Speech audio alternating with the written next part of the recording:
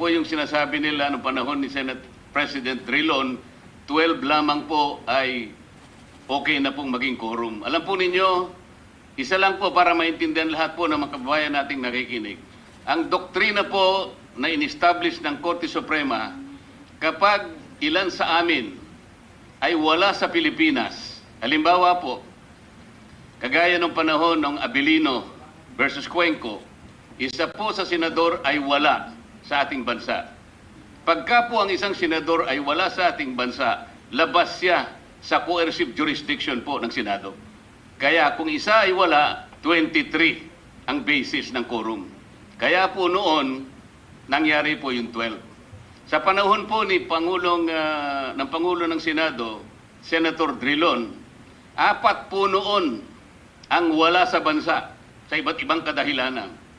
Kaya ang basis po ng quorum noon ay 20. Kaya kahit 11 lang sila, pwede ang quorum. Sa panahon po namin ngayon, ikinulong po nila si Senator Jinggoy.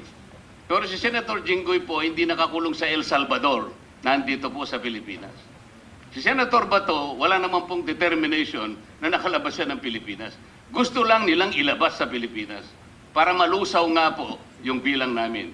Yun lang po, para pakatandaan ninyong mabuti. Lahat po ng sasabihin nila, ililinlangin kayo, ililigaw kayo. Nailigaw po yung ilan naming mga empleyado rito.